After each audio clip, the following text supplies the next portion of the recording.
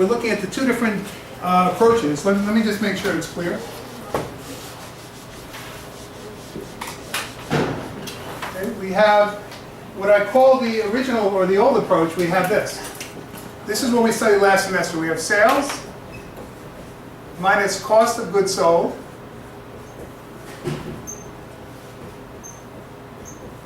equals gross margin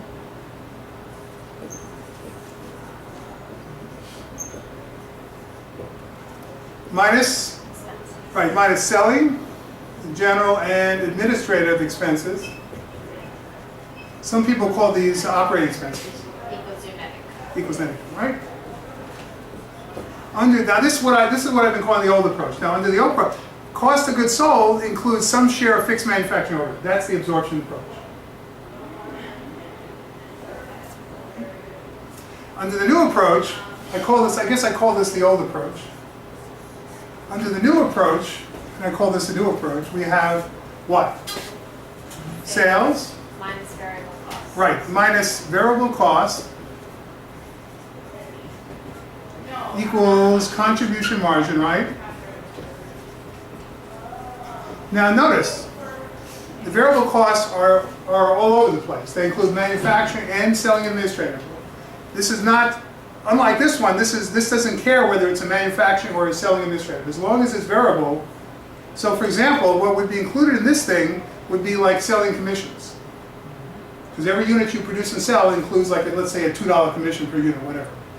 Minus fixed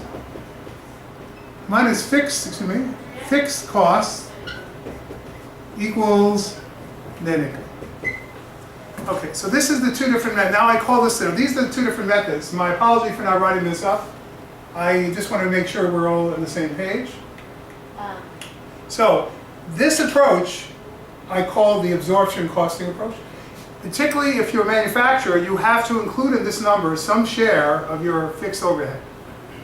Has to go into here. Under the new approach, and again I'm using those terms for simple, this does not, this is, the goal of this is to produce enough of this to cover this. That's the philosophy of the managerial accounting world. We want to, notice, the view in this world is that fixed costs are sort of this immutable constraint we can't avoid. So the only thing we can control is the number of units we produce and sell at a certain incremental profit per unit. So the more of those units we produce and sell, the closer we're going to come to getting over the hump covering these fixed costs, which include manufacturing overhead. So because cost of goods sold already, quote unquote, absorbs all of your fixed expenses. Overhead. Fixed overhead. This manufacturing overhead. Manufacturing. That's right. That's why it's called the absorption method. Yes. Yes, my apology for not making it clear. So this is what I call the old approach, where it's all absorbed by all the fixed manufacturing overhead per unit is absorbed into this. And now we didn't really study a manufacturing setting, but if you did, that would be, this number here would include by fiat, under GAAP, would have to include some share. But if you look at this carefully, guys, every other item in the income statement, and we can break it down item by item, would be the same in terms of deductions. Even though it's put in different locations, some is up here, some it's down here. But if you reconcile this to this statement, there's only one difference that will appear. Fixed manufacturing overhead is the only difference between these two statements. Everything else will be exactly the same. Hence, when it comes to reconciling these two different these net incomes, it will always come down to the units produced versus units sold. Because let's start with the simplest case. If units sold and units produced are exactly the same, these two will be exactly the same. There will be no difference. So if I produce 1,000 and I sell 1,000 every period, I will have exactly the same net income under the old approach and the new approach. Okay? So Artie, I guess, do you clear? So the cost of goods sold is what is required to absorb the fixed manufacturing overhead. That's what I was calling the old approach. And in this case, we stick all the fixed manufacturing overhead as one of the, we have to get over that hump kind of thing. Okay, clearly not your business, but we'll decide afterwards whether your business is doing it the right way, but we'll talk about that. Okay, so So that's where we are now, is figuring out what's the difference between net income under this so-called old approach and the new approach where all the overhead costs are deducted each period, whereas only the overhead that's assigned to the product sold is deducted. So if what's produced is more than what's sold in the first Period. then the old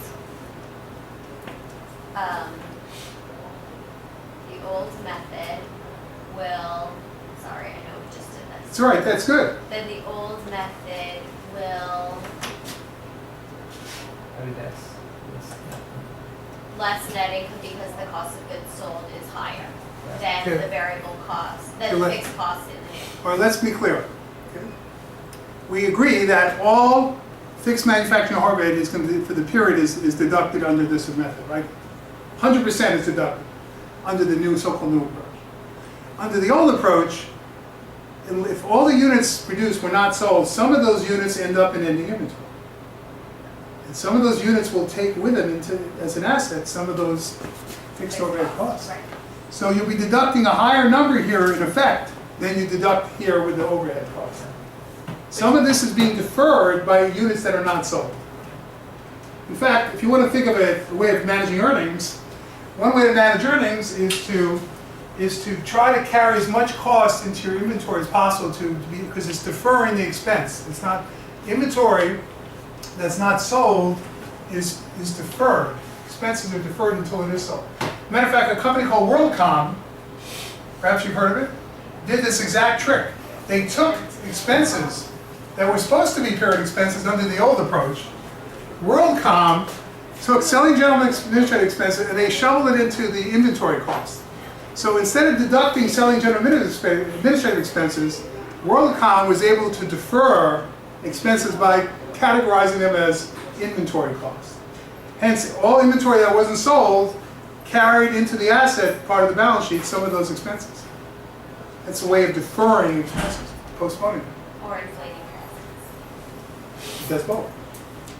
I always say, look it up. WorldCom is a notorious cheater. They did it for years and the auditor didn't catch it, so that's another issue. Okay, so anyway, back to our simple kind of the reconciliation. So that's, I want you to be clear that the only thing that will drive a difference between these two net incomes is what I described to you. Okay? So explain this. Okay, so in this case, we're going to come up with a fixed overhead cost per unit under this approach, but it's not necessary under this approach because it's all buried as part of the fixed unavoidable cost. Not treated as a product cost. Okay, so here, I'm sorry. So 20,000 units were sold during the year. The selling price is $30. There's no beginning inventory. So let's compute net operating income using both the absorption and variable costing approach. This is a new one? This is now it's taking the information you wrote down, and so calculate. Don't give me just the net income. So before we thought it was going to be 25,000. Yes, and that's how many were produced. They only sold 20,000. Just like my example, in the first year, they did not sell everything they produced. Okay? So what does that do? That leaves $5,000 as inventory that's carrying with it some of those overhead costs, That's unit. extra units that are now carried into any inventory, and basically carrying with them some of that absorbed fixed overhead. That's not deducted, it's deferred. Okay. So we can do the calculation.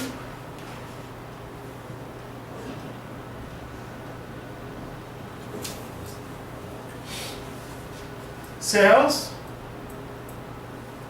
minus the variable cost of manufacturing, which is the $10 a unit, which is basically direct materials, direct labor, and variable overhead. $10. That should. I didn't look at the original slide. Is that what you have? I assume. Is it 10, right?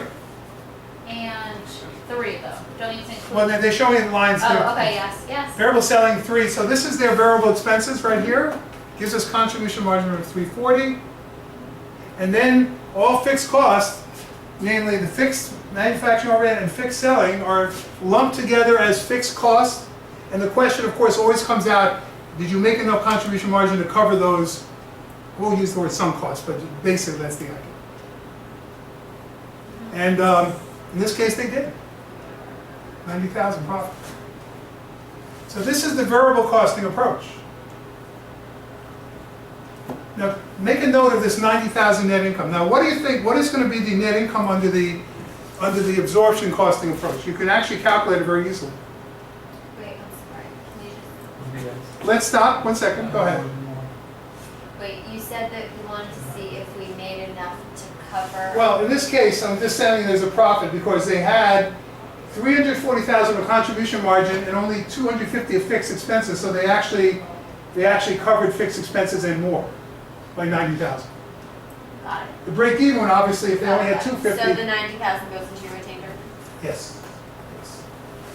Although this is not, this is the variable costing. This is an internal calculation. It's not the one required in the GAAP. Right. So it would not go into retained earnings. You almost stuck it. Wouldn't it go into retained earnings if it was exactly the same as? Yes. It, Right. What does go into retained earnings is the amount you calculate under the old approach.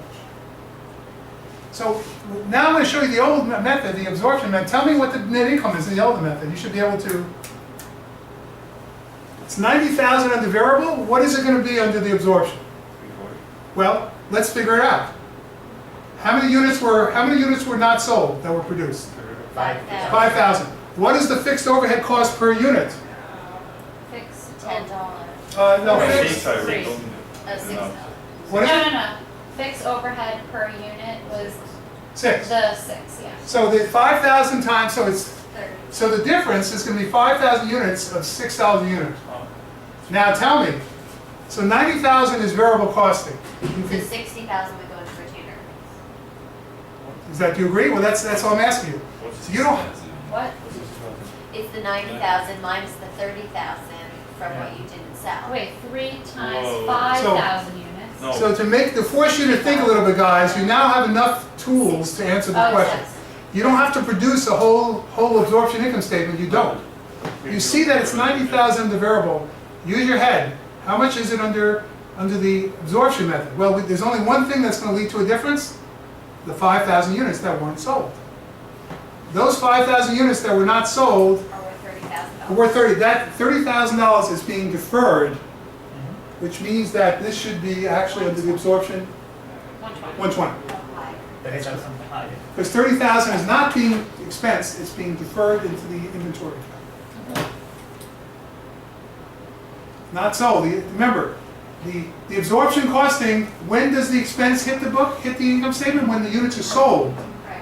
So if the units are not sold, that's effectively taking with it some of those expenses, future expenses, into the balance sheet, deferring those expenses. So in summary, when units that are produced are not sold, you're always going to have a case where the absorption method is going to have a higher net income than the variable costing.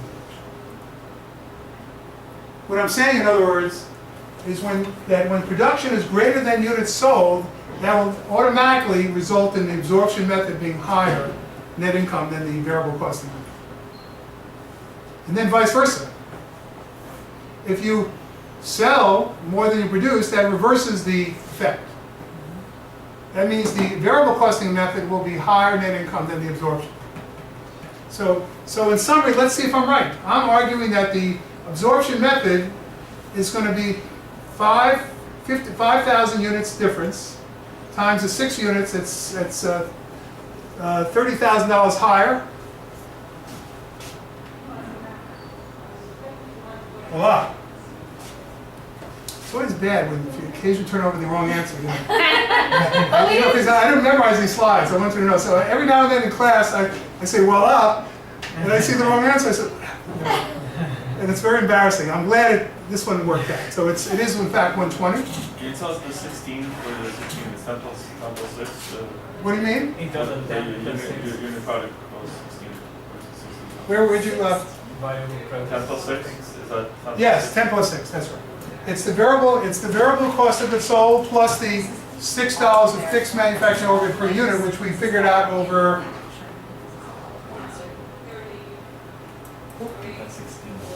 So it's this amount plus $10 per unit variable manufacturing overhead is 16 total. Okay, is that your question, Artie? Yeah. 6 plus the 10 Where was variable. that reflected in the last? It's shown in the absorption costing method. Let me just double check, Artie. I think that's what you were looking at. Yeah. Yes. That's The what- 16 is the $10 variable plus the $6 fixed that's allocated to the units under the absorption approach. Notice the difference between these two methods is strictly a function of whether you sold fewer or more than you produced. So that's the real critical factor. So if you're working in a company that's using both has to use this method, this is not an option. This is required in the gap.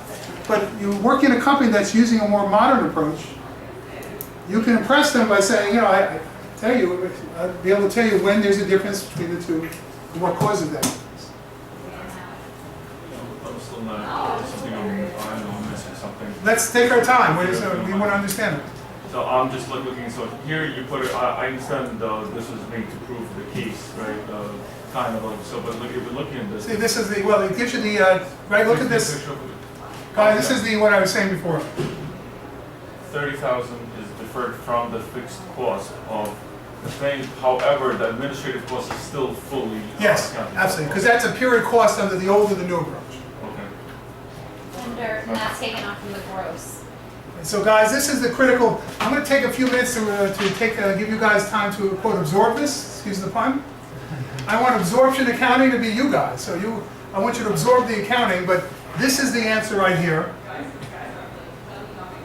And we'll do another problem to make sure you understand this, all right? So this is not the only problem. I'm going to actually give you a problem and see if you understand. Okay? Only the manufacturer fixed cost is deferred, meaning other costs are. Everything else recognized. between the two methods is exactly the same, Okay. although it's in different order. You can prove that to yourself. For example, variable manufacturing overhead is part of this, it's deducted here. Variable selling administrative expenses is deducted here. So variable manufacturing, variable selling is always deducted in the same statement. Every item on both these statements is, you can prove it, will be precisely the same, although they're in a different location. The only one that is not necessarily the same is the one I've highlighted. Fixed manufacturing overhead will be the critical difference between these two approaches. Some of which is deferred under the old approach.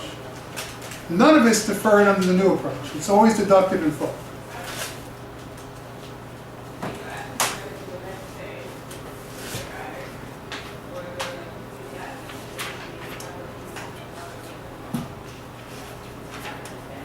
Well, I think at this point what I'll do is, let's do a problem.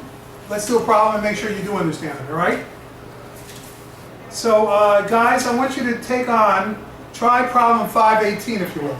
Problem 518, let's see if you understand this. Problem 518.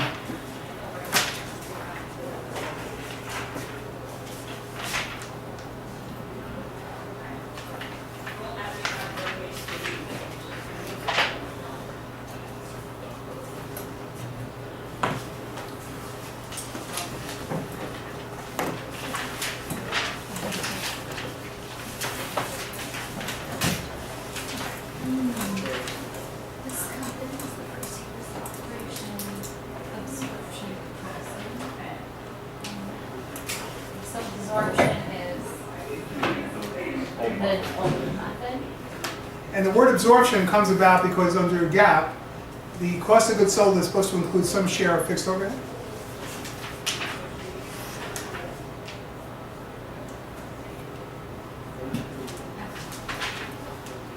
John? Artie, can you work it? Jason? Yeah.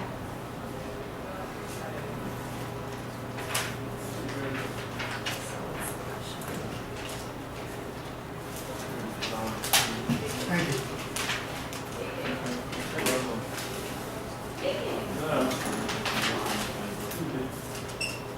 It's gonna be everything besides the operating expenses, which is,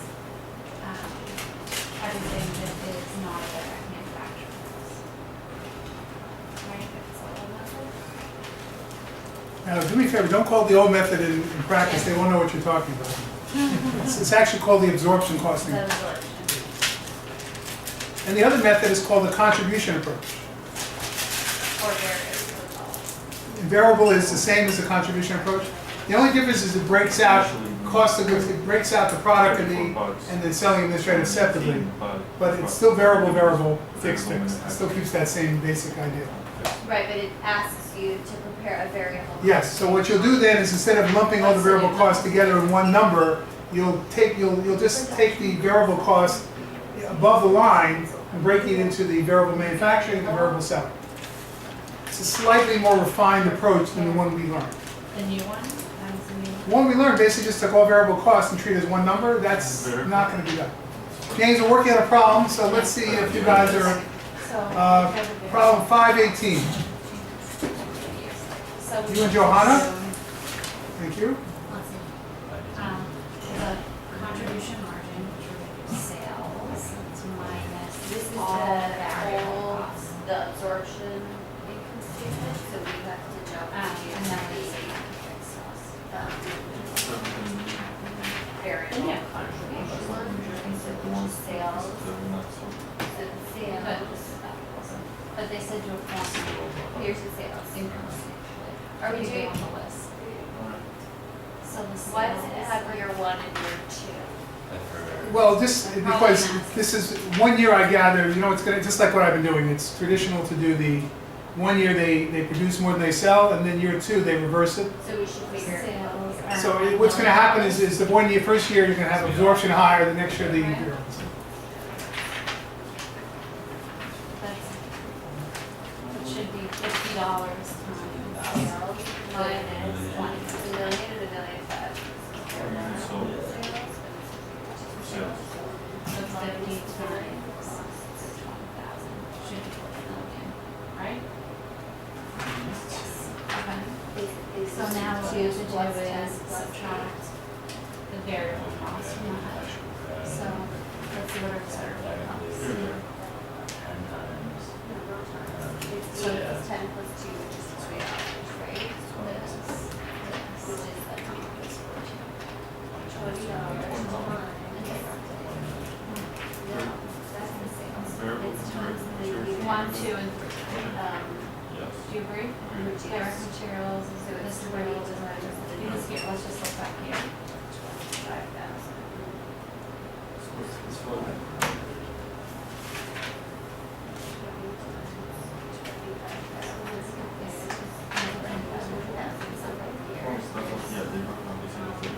Oh, because they put it in this for costs, so that's the variance, and we just paid plus 10 plus That's new. is gonna be variable cost of 20 times the units, which is 20,000.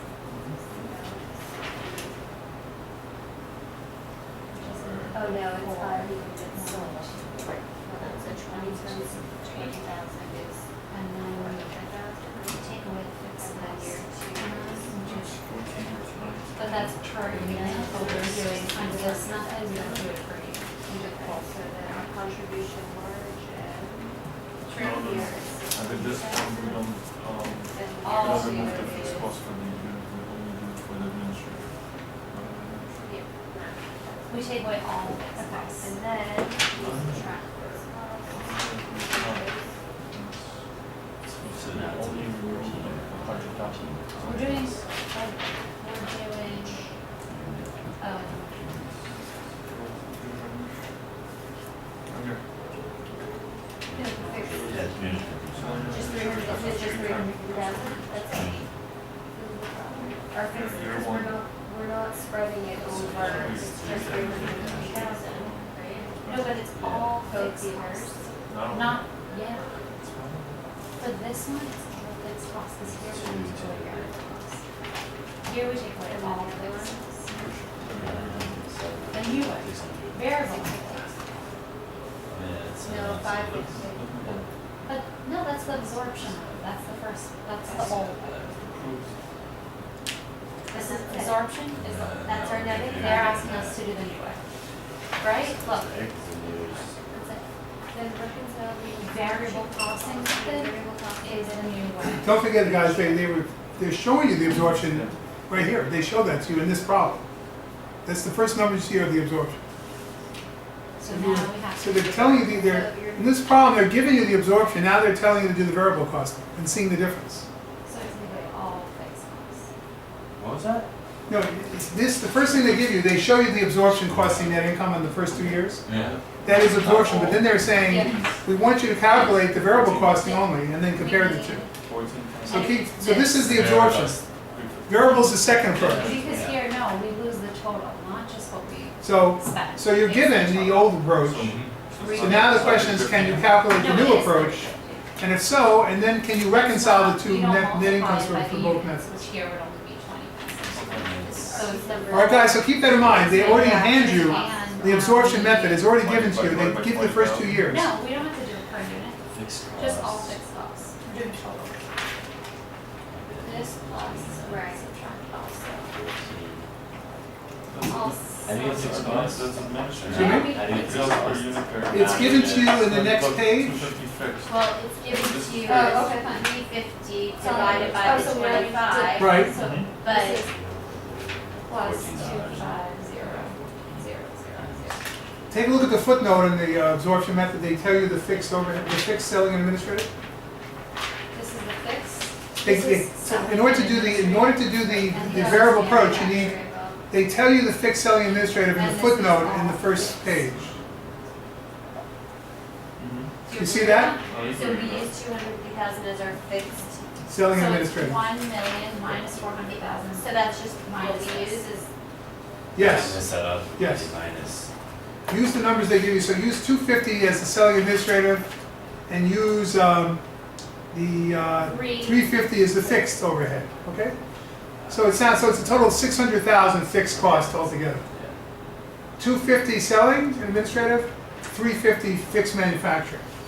Top together. Right? Oh, no, okay. I'm missing something. Yeah, well, what you're missing is, well, what are fixed costs? What do they consist of? There's only two No, kinds. no, I don't think we have the variable costs, right? Okay. Does it equal zero? Does what equals? How much they made? I don't. No. Income statement?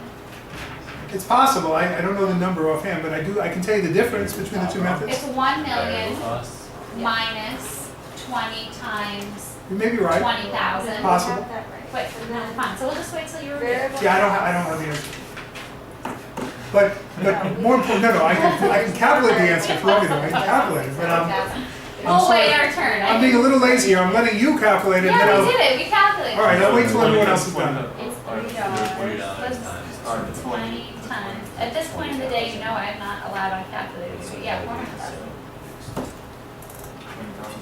So there's variable, This is a variable, and then there's this is a variable, No. and this is variable. This is the units. Two units, yeah. No, the second year over. What? Go ahead. I only know that I'm doing it wrong because I have. All right, well, let's. You have the answer? Well, let me, no. What's the answer? Well, hold on. Wrong. Johanna, let's just make sure we're all right. Okay, sales are the same, by the way, let me start off with something we all know. Sales are the same for both methods, so we $1 know, million. we know what the sales are from the first page, Right. and,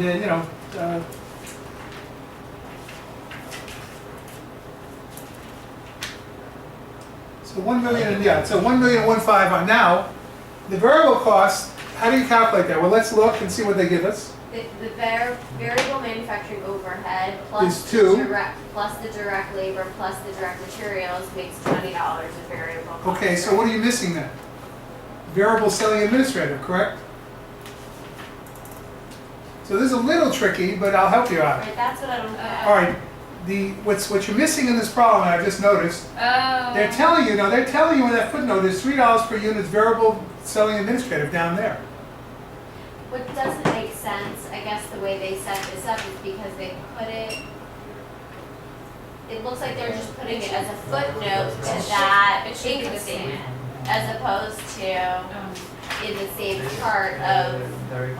Right, they're kind of trying to make sure you're looking at all information in this Why are problem. the $3? Why are those $3 not included in the $34 unit cost? Because remember, that's, product cost is only direct material, direct labor, and manufacturing Oh, overhead, variable manufacturing overhead. Wait, so is it $3 plus $250? So what it is, Yeah, so, okay. $3 plus the 14. So let me- plus the 2